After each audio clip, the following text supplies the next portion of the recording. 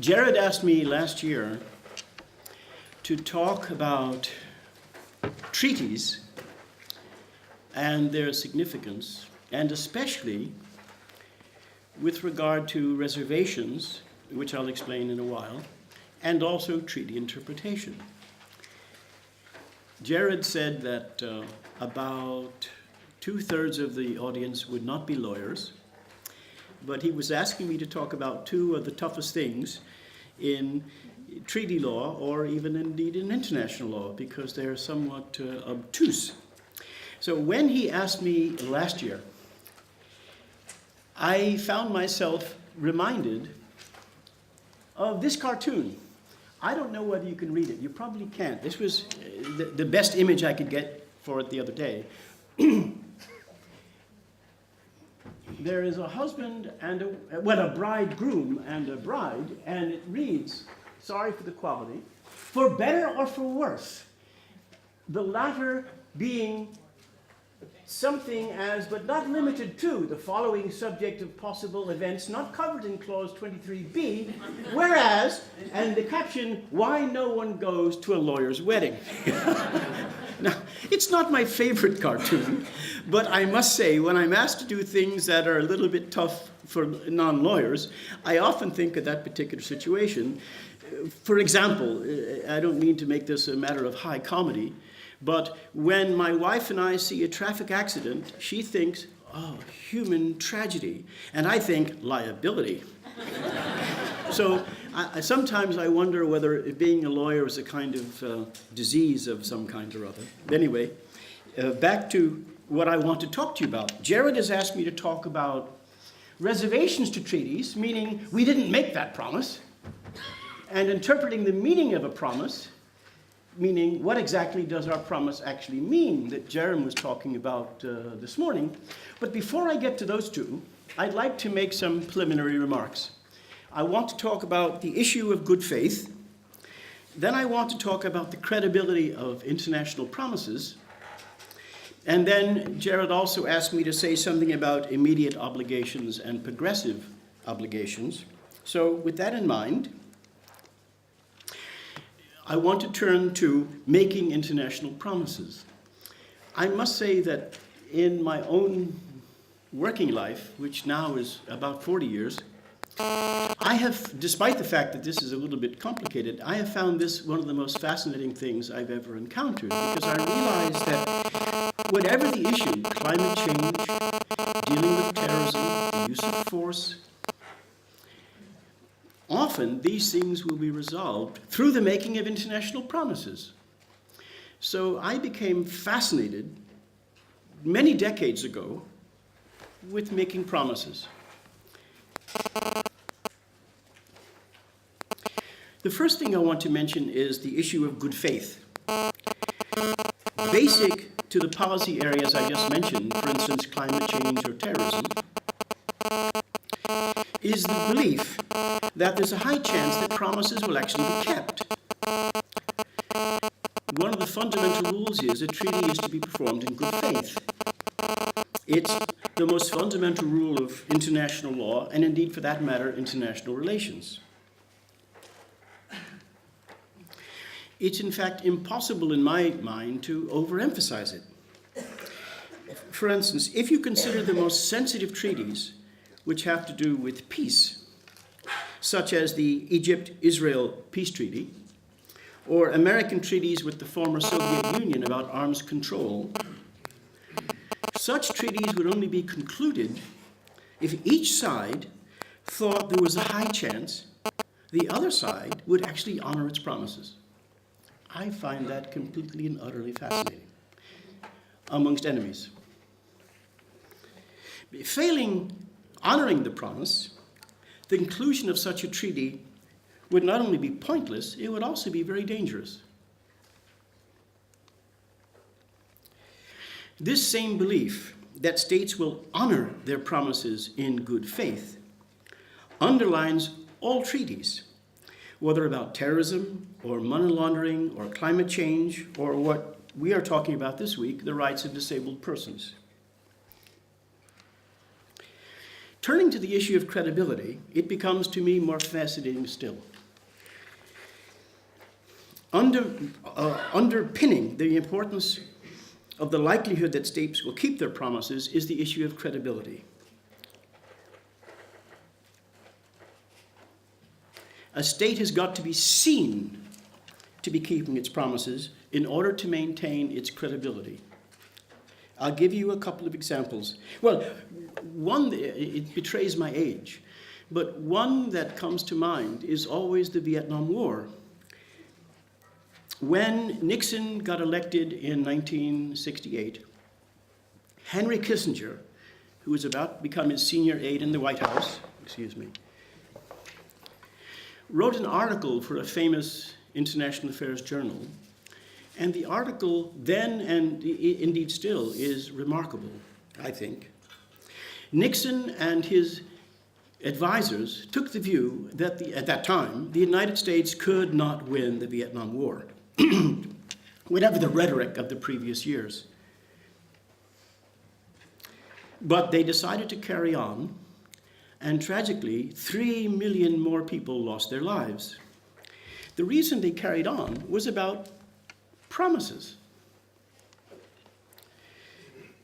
In Kissinger's article, which was very celebrated at the time, he talked about the need to preserve American credibility. And I'll just quote those 2 or 3 lines.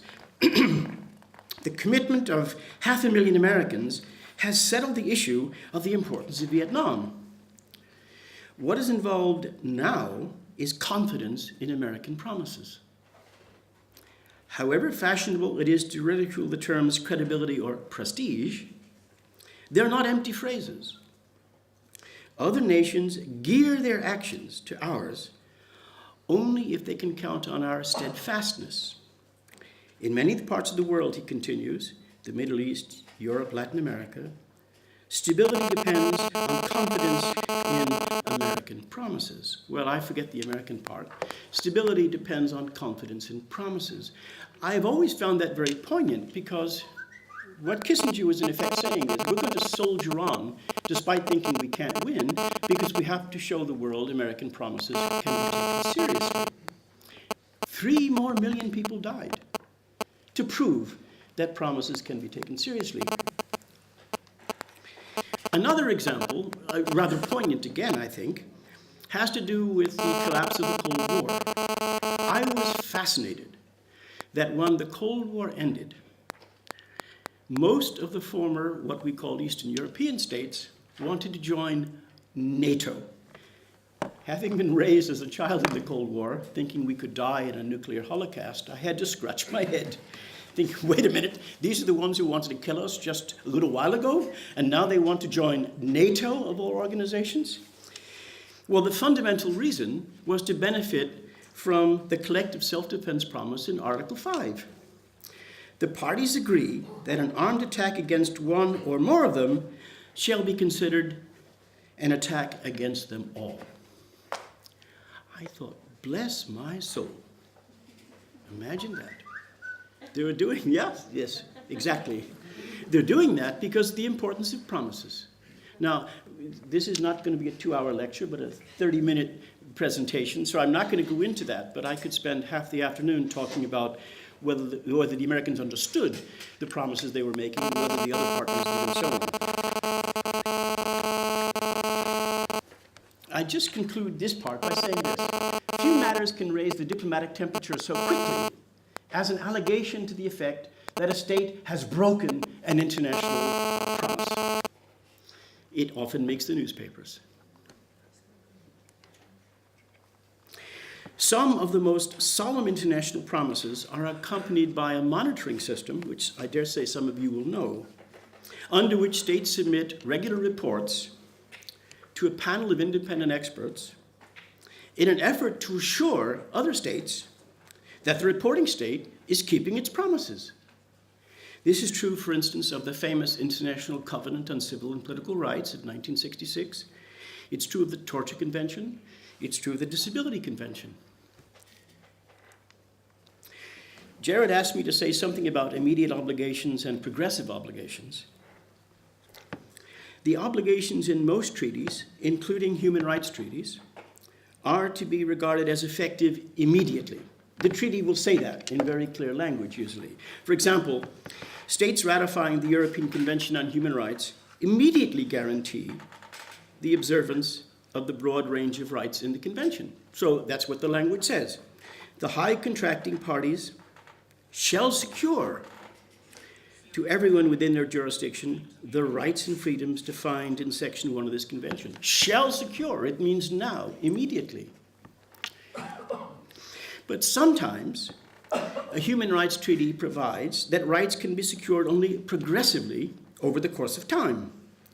There is, in other words, no immediate guarantee of the observance of the right. An easy example is the International Covenant on on economic, social, and cultural rights.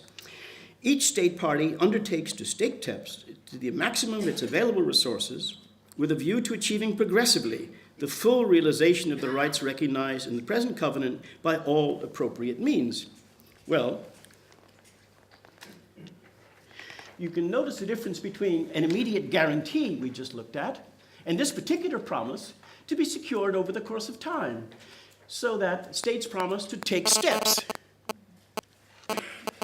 to the maximum of available resources with a view to achieving progressively by all appropriate means. That's not a promise to do it immediately. It's a promise to do it over the course of time, reasonably.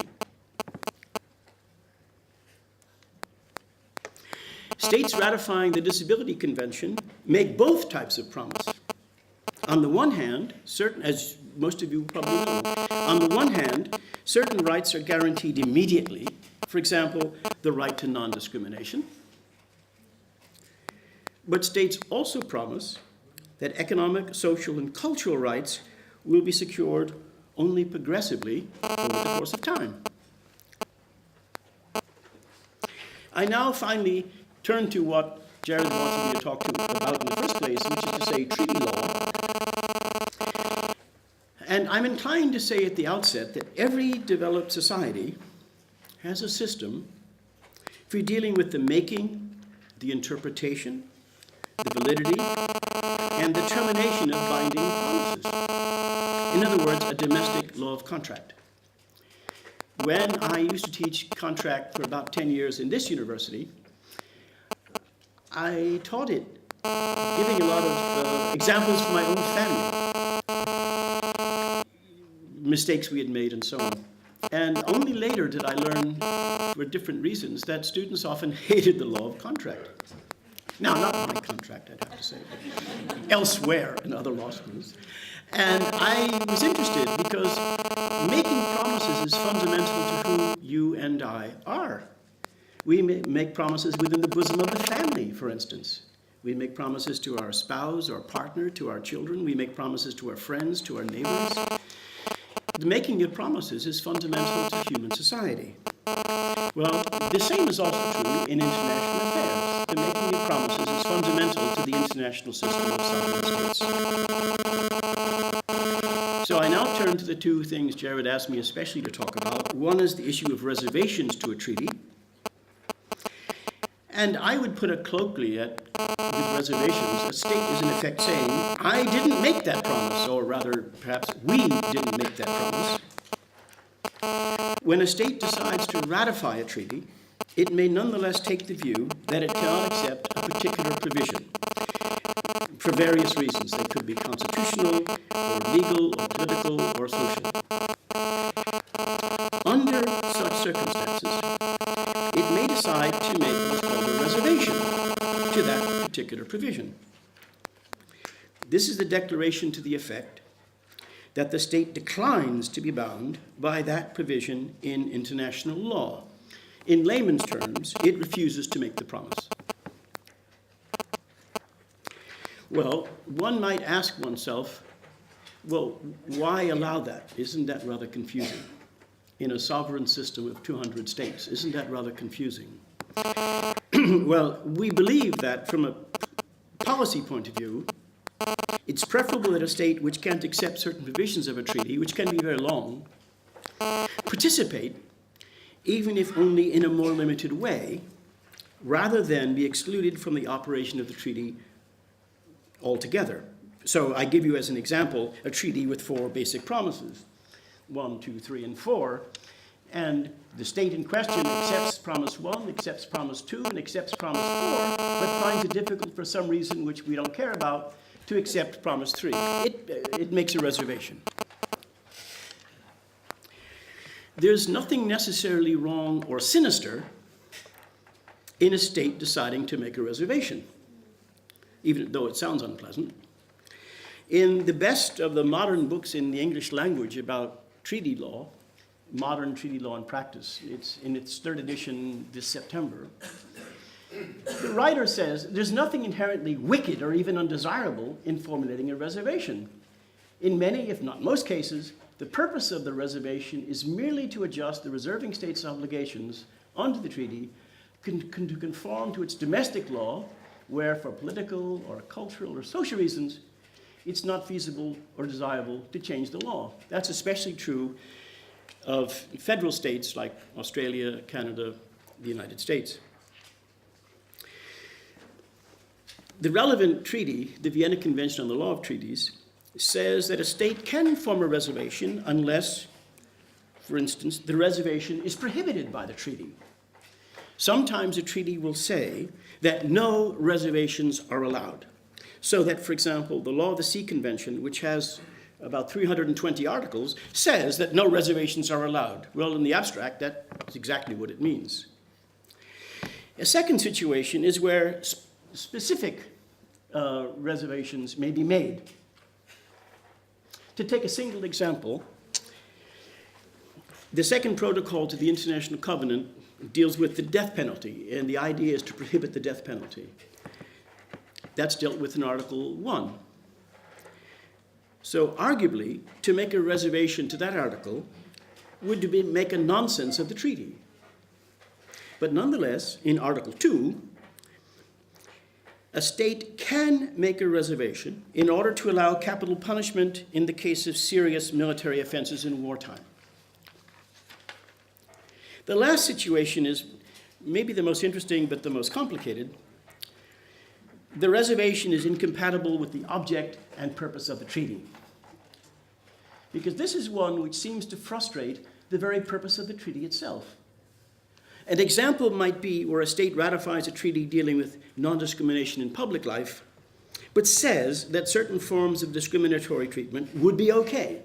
In the abstract, that's to make a nonsense of the treaty.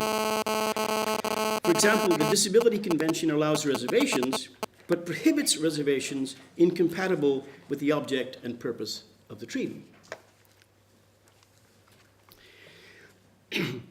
I now turn to objections to such a reservation. It sometimes happens that a contracting party may take the view that a reservation made by another contracting party is unacceptable because of one of those 3 grounds.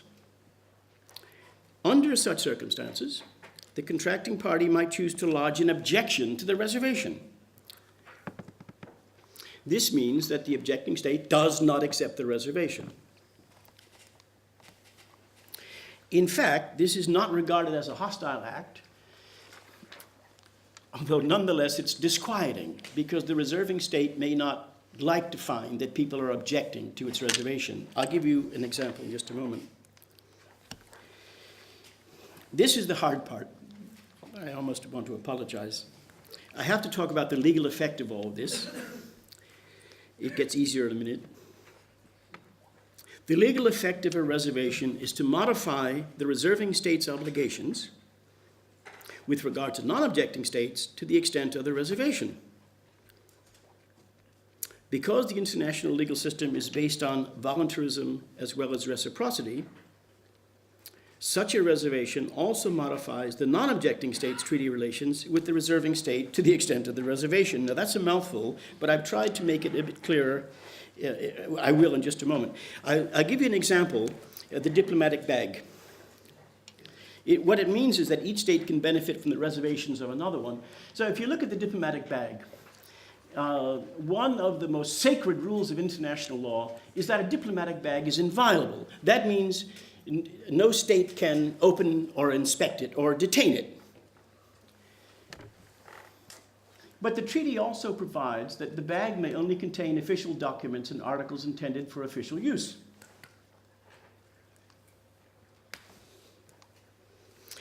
Some Arab states, in particular Bahrain, Kuwait, Libya, and Saudi Arabia, made reservations to the convention to the effect that they reserve the right to inspect the bag if they suspected that it contained items that were not authorized by the treaty. They had in mind, I think, alcohol and drugs. Under these circumstances, other contracting states which didn't make the reservation can nonetheless exert a right to inspect the diplomatic bags with regard to Bahrain, Kuwait, Libya, and Saudi Arabia in this way. The treaty is ratified by 189 states. So 184 states say, we agree never to inspect a diplomatic bag. Never, never. 4 states say, sometimes we will, if we suspect that the bag contains prohibited things.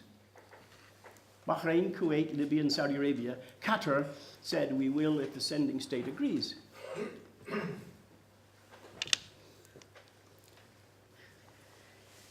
The promises are reciprocal. So that means for the 184 countries, they say, well, okay, in that case, we're allowed to inspect the diplomatic bags of the reserving states. Or in other words, back to where we were, one of the most sacred rules of international law is that you can never inspect a diplomatic bag. So that some of you will remember, if you're old enough, when shots were fired from the Libyan embassy in, I think, 84, and a policewoman was killed. It was known that the shots had come from a window of the Libyan embassy in London. And there was, of course, furor that someone had shot the woman in cold blood. And it was known that it came from the Libyan embassy. But after some days, it was arranged that the diplomats could leave Britain freely, and some diplomats carried with them heavy bags. You could see the heaviness from the way they were walking, and people were outraged that Britain did not inspect those bags, knowing they must have contained rifles. But Britain said, we're not able to inspect a diplomatic bag. That was our promise. So they did not inspect the bags. What you're seeing here is that if a state refuses to make such a promise, other states are then released from their own promise with regard to that particular state. I now want to turn, finally, to the Disability Convention and look at reservations. This was a kind of warming up exercise. I'm a lawyer, what can I say? I have to apologize. Now, there are 4 important reserving states.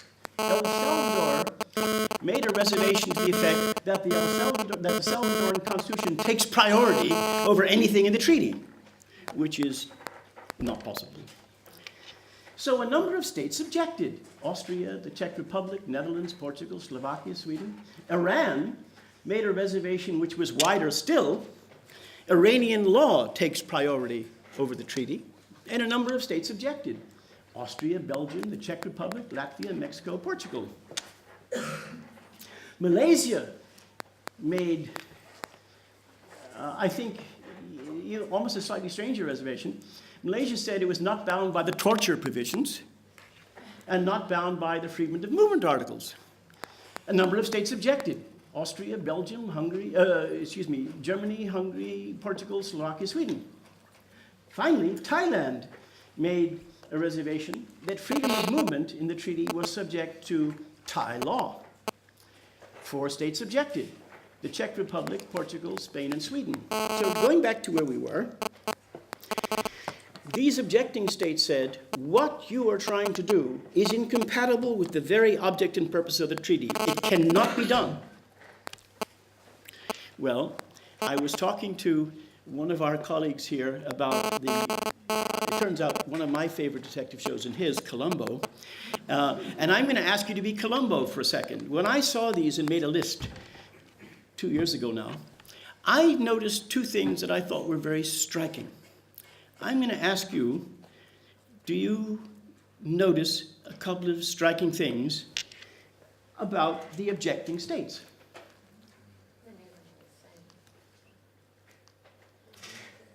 Aha, a clue. What's the point of a detective story without a clue? So, getting back to where we were, El Salvador reserved on the Constitution, Iran reserved on Iranian law, Malaysia talked about not being bound by the torture article, for instance, Thailand reserved on freedom of movement, and these objecting states said you cannot do it. Your purported reservation is incompatible with the very object and purpose of this treaty. Well, we're going to talk about that in a minute, but what I want to know now is whether you notice anything unusual.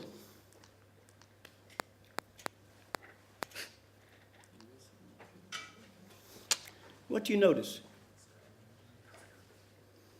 I don't want to make you feel bad, but my students always used to get this right.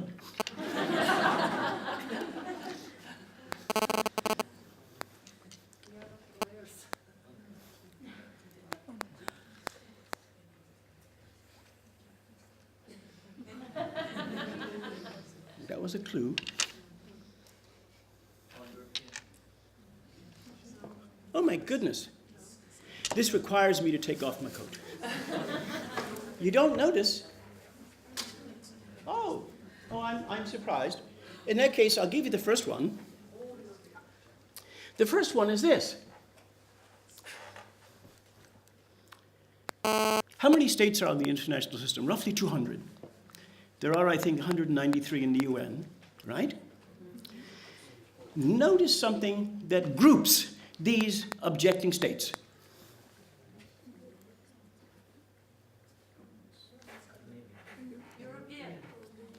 Who said that? Where did it come from? Over here? Was it you? Go, good for you, somebody. Yes. I notice that they are comparatively wealthy states, minus, let's say, Mexico. I'm not sure about that. But they're comparatively wealthy states, and indeed, they're all European. Now, there are 200 states of the international system. Notice that anybody who objected was a wealthy state. I find that interesting. I'm going to come back to this in just a moment, but I then scratch my head. Why would that be so? Now, I remember Rosemary making some kind of comment afterwards at this particular stage last year, and I know, I think I made a comment that she didn't like. We'll see what happens this time. Ready? Here we go. Because one of the issues is the difficulty of drafting treaties, the difficulty of implementing treaties, the difficulty of keeping promises, and so on. Well, here's what I notice. Well, notice is the wrong word. These are international lawyers in the legal divisions of foreign ministries, just by way of example. And this was now 15 years ago, actually. The United States had 128 international lawyers in the State Department. The next most populous number of lawyers was China, 58. Interestingly, 54 spoke English, 1 Russian, 1 Japanese, 1 French, and I forget the other one. The United Kingdom had 28. The Netherlands had 22. Sweden had 18. India had 10. I'll return to that in a second. Guatemala had only 4. Costa Rica had only 4. But I am interested in India. 10.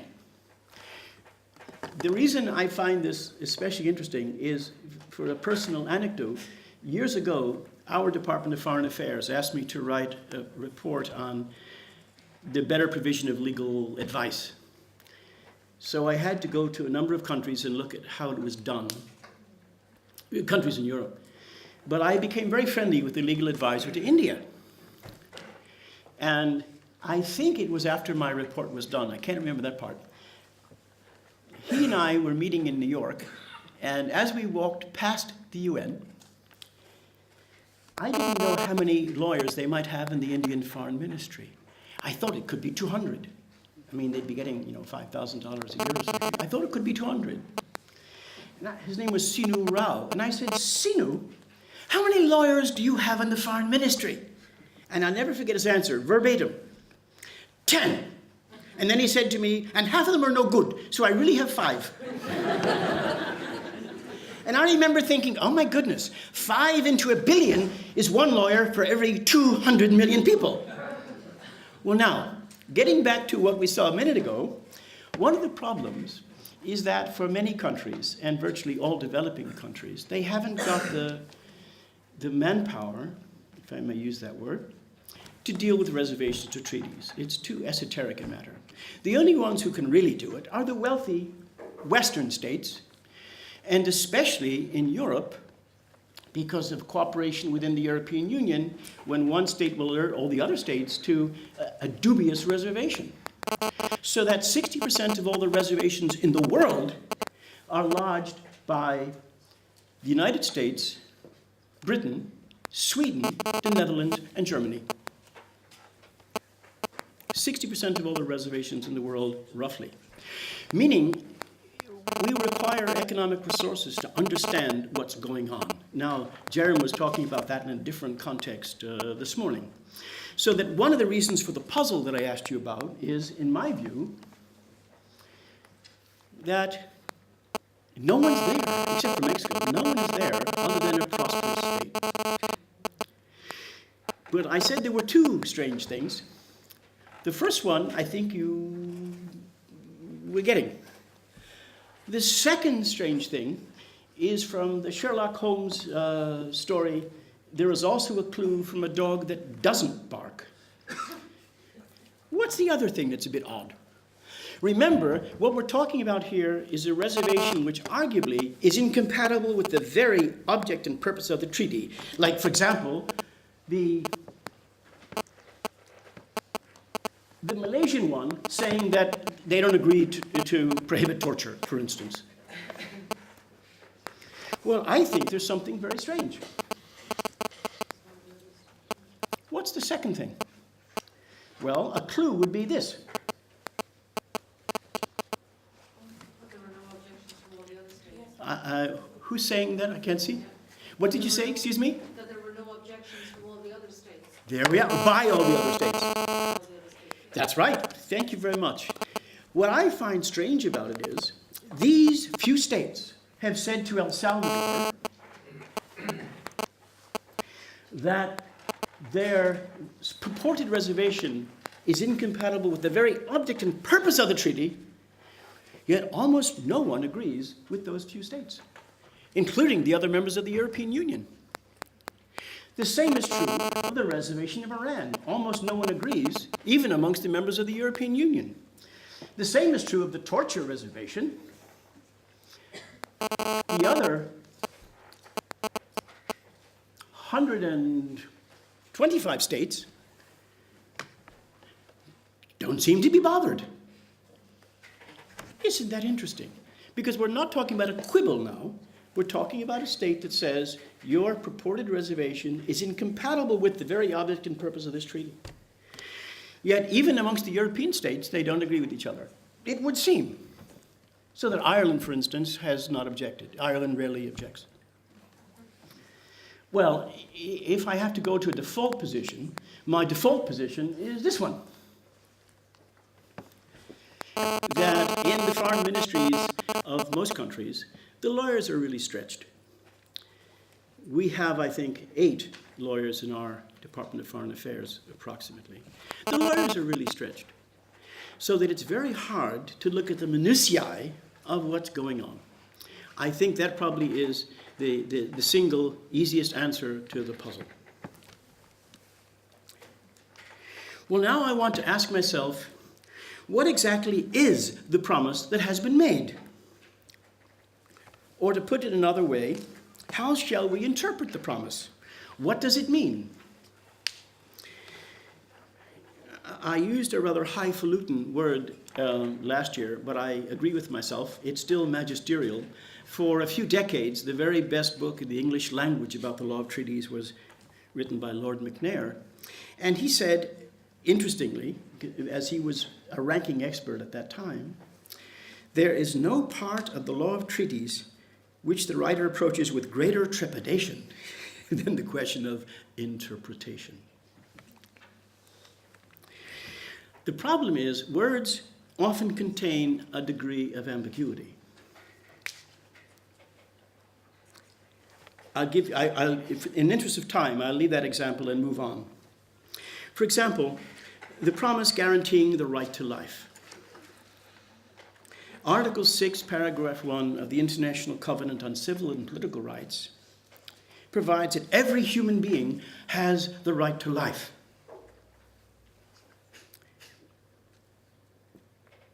Does this mean that abortion is prohibited under the covenant, or it is not? For example, I was living in China, as you heard, for a few years, teaching at the very best of the law schools, Peking University Law School. And I was asked by the law school to teach the toughest things in Chinese culture, the right to privacy, the rights of minorities, the right of self-determination, the death penalty, and so on. And when I got to the right to life, I said to my Chinese students that abortion is unconstitutional in Ireland. They said, what?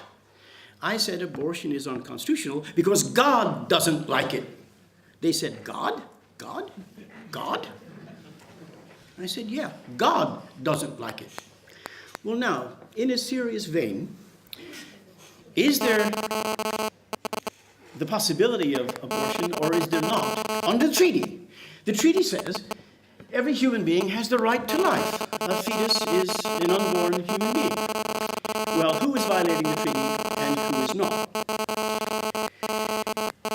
To take other examples, freedom of expression. In the bosom of my own family, there is a debate about freedom of expression. I am a kind of crazy liberal, and I think that sexually explicit material is okay in the privacy of one's home. My wife thinks that it absolutely is not, because it encourages men to behave like beasts. Well, you know, it's among the many questions I have for God when I die, that's one of them.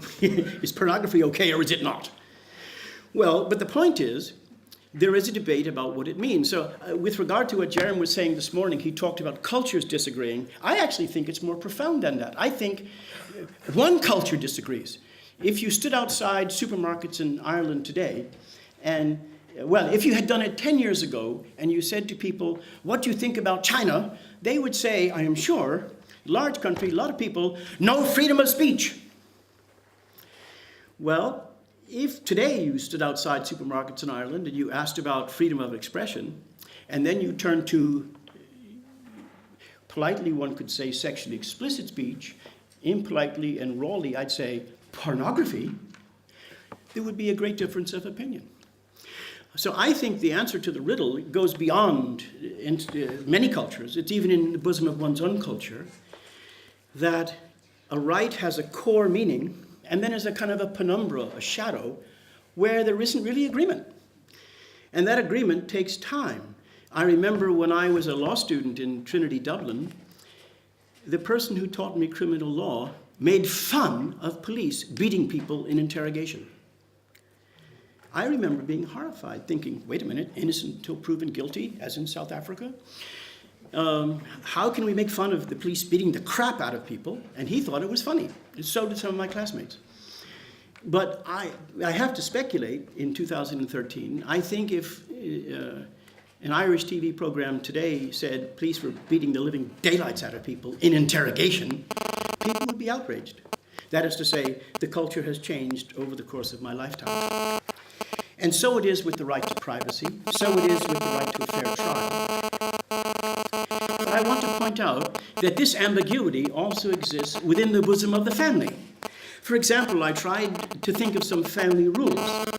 Well, one rule I remember distinctly in my family was be considerate.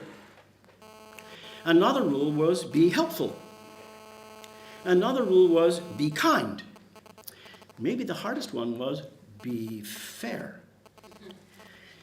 Well, I think it's debatable what kind of conduct is fair and what kind of conduct is not. Or in other words, it's not simply between the Russians and the Americans and the Chinese, but rather within the bosom of the family, there was a debate about what kind of conduct constitutes violation of the norm. The next problem is that international agreements are ambiguous.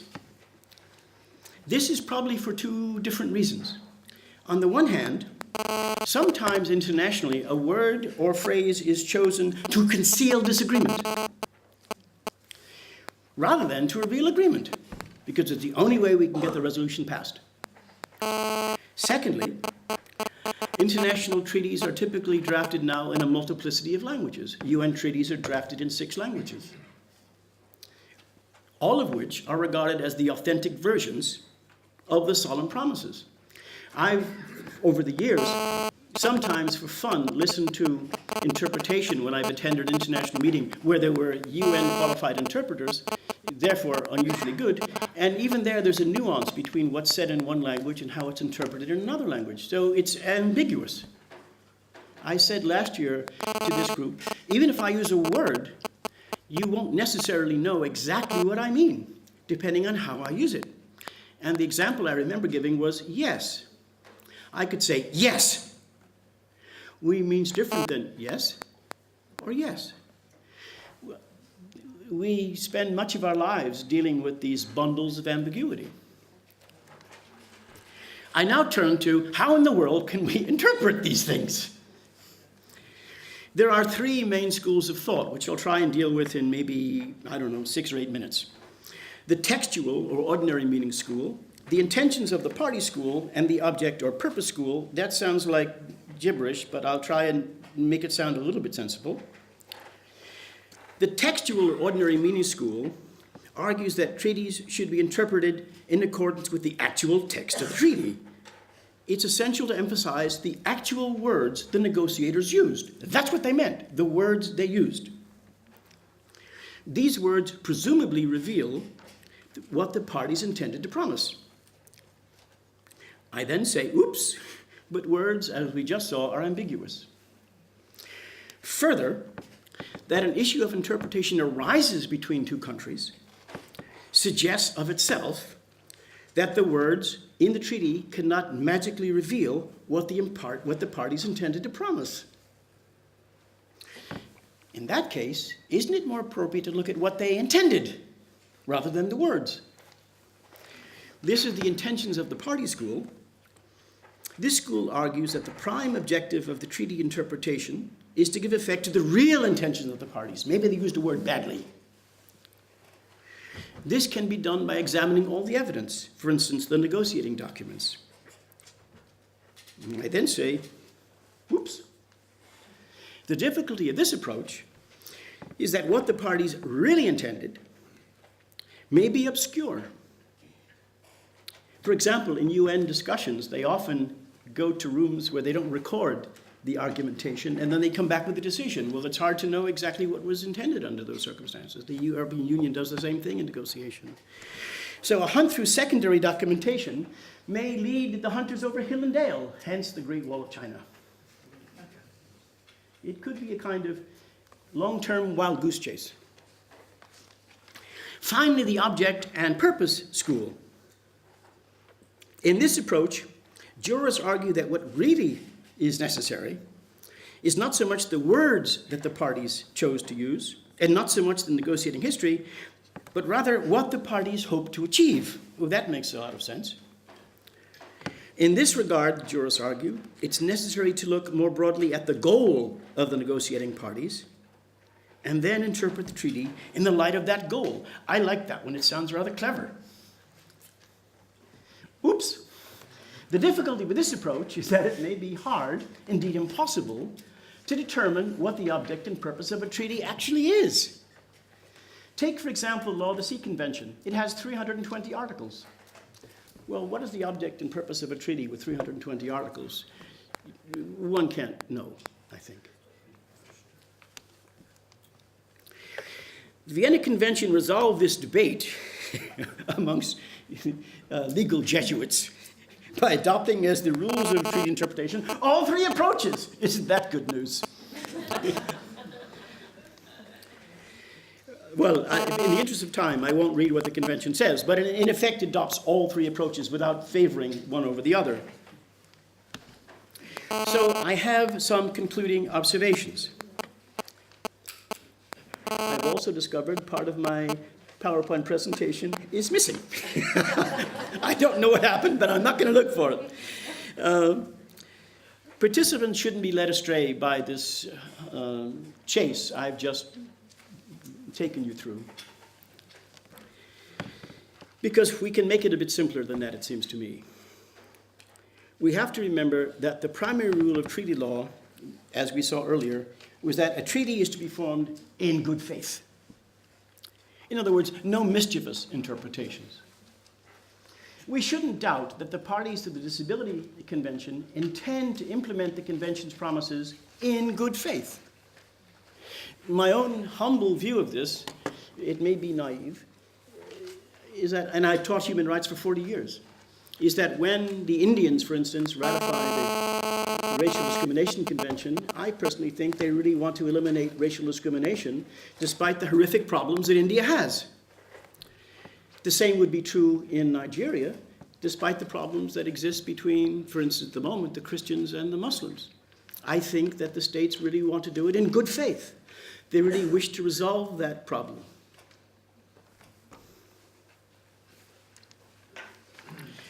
Reservations to the convention, which I was asked to talk about, are in fact very few, as you saw. Objectors to those reservations are fewer still, as you saw. On the matter of treaty interpretation, the Vienna Convention on the Law of Treaties has attempted to set out the essential elements. And I, at the risk of seeming mischievous, I tried to summarize them to myself last night in this way. Oh, sorry. I'll read what Sinclair said, and then I'll summarize it for you. Sinclair says the convention rules on interpretation have their value by placing emphasis on the key elements of interpretation and also on the relationship between the elements. The convention rules establish a set of guidelines. Well, here's the way I summarize it. When considering treaty interpretation, there are, in fact, parameters. But I have to conclude, in all honesty, the parameters are very wide. In my view, therefore, you can interpret a treaty in good faith almost as you like. There's scope for many interpretations. You don't need to see the parties, but that's the latest map that the UN uses. And I simply need to say thank you for your attention.